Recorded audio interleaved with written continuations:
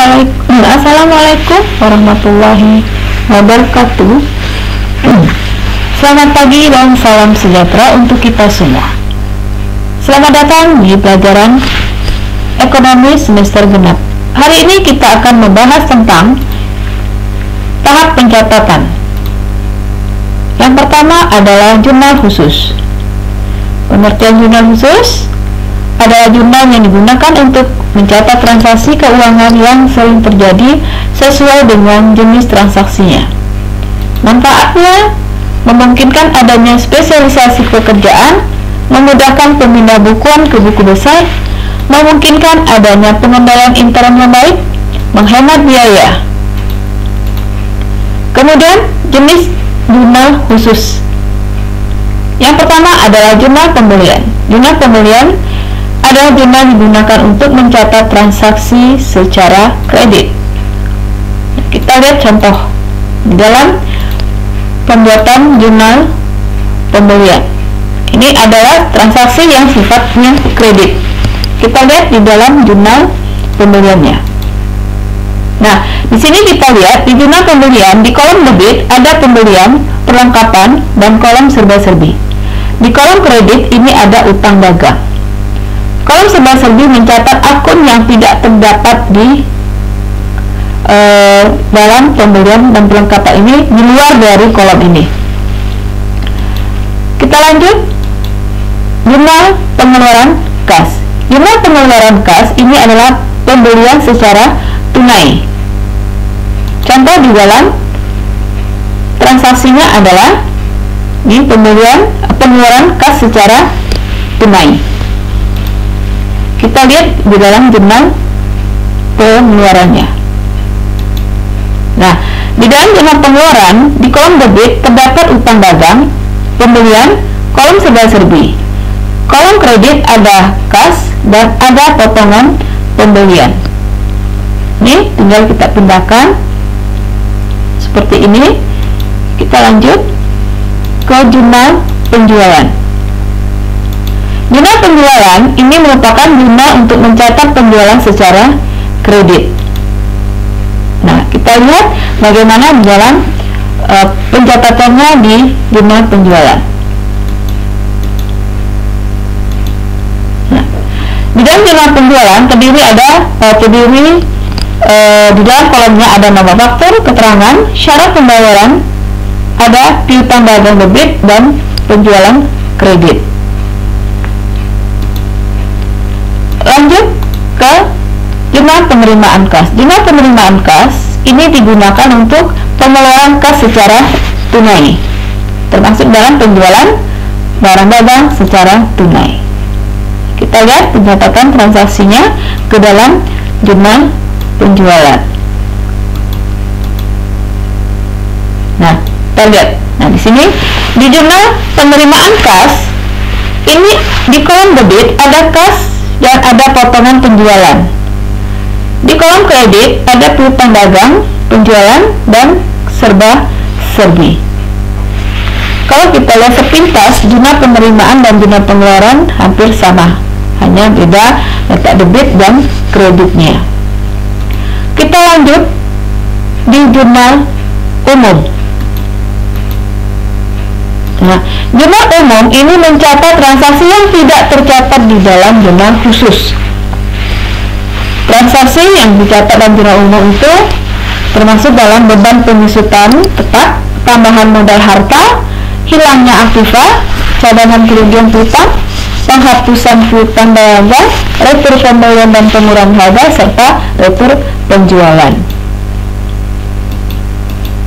Nah, ini kita lihat pencatatan di dalam jurnal umum.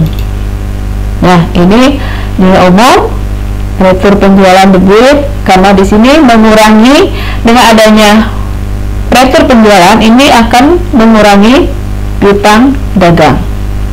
Dengan adanya mengembalikan kembali barang yang kita beli, itu akan mengurangi utang dagang. Sekarang kita lanjut dengan buku besar. Sebelum kita memposting ke buku besar, terlebih dahulu kita membuat rekapitulasi jurnal khusus. Nah, rekapnya kita buat setiap akhir bulan, setiap jurnal.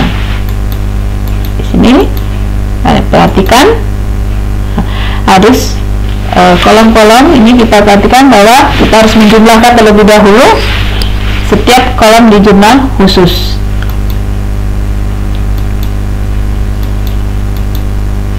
Nah, prosesnya kita lihat dia ada dua bentuk kontrol dan bentuk stapel.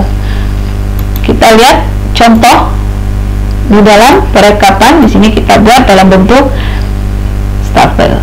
Nah, kita lihat ini untuk rekapitulasi jurnal pembeliannya, ini untuk jurnal pengeluaran kas, ini rekapitulasi penjualan, jurnal penjualan, dan ini rekapitulasi jurnal penerimaan kas.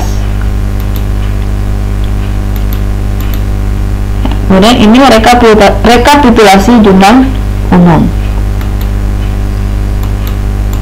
Nah, sekarang bagi kita akan posting ke buku besar. Sama halnya di dalam perusahaan jasa, cara memposting ke buku besar kita hanya mengambil kita buat. Nah, untuk dapat membedakan di sini kita jurnal penerimaan kas kita buat untuk referensinya. Di kolom referensi kita tulis kode ya, untuk memudahkan kita di dalam pengecekan kembali apabila terjadi kesalahan ya, kita mudah mengeceknya kembali. Sekarang kita lihat, nah untuk kas, nah di sini kita buat fungsinya tadi ini referensi misalnya dari ini, ini dari jurnal penjualan kas. Kita mudah mengecek apabila ada kesalahan atau kekeliruan di dalam penulisan. Ini untuk piutang dagang. Nah, kemudian ada perlengkapan, peralatan, sama seperti di perusahaan jasa di dalam pembuatan buku besar. Nah,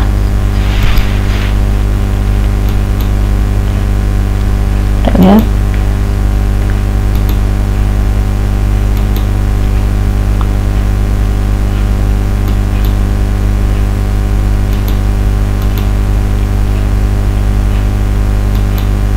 Ini untuk ratu pembeliannya dan akun.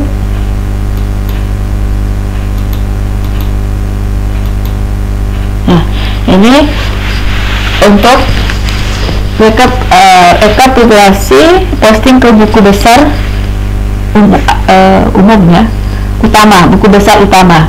Nah, sekarang kita buat posting ke dalam buku besar pembantu. Buku besar pembantu ini ada dua, yaitu buku besar pembantu piutang. Ini adalah menggunakannya untuk mencatat perincian piutang dagang menurut nama pelanggan dan merinci jumlah piutang dalam saldo akun besar ya, akun buku besar piutang. Kita lihat. Nah, fungsinya ini gunanya apa? Kita mudah mengecek ya, mudah mengecek pelanggan besaran piutangnya dengan kita membuat buku besar pembantu seperti ini. Mempermudah kita di dalam pengecekan. Kemudian ada buku besar utang, sama buku besar utang ini kita buat, jadi kita mudah mengecek kembali. Jadi ini kita buat sama ya, seperti ini. Kita buat ada berapa masing-masing ya, ini nama debiturnya kita lihat. Jadi kita ini ternyata masih ada kewajiban kita kepada CV Abdi. Oke? Sampai di sini pertemuan kita hari ini, penjelasan tentang tahap pencatatan di dalam perusahaan dagang. Sampai di sini, selamat pagi. Semoga kita bertemu kembali di lain materi yang berikutnya.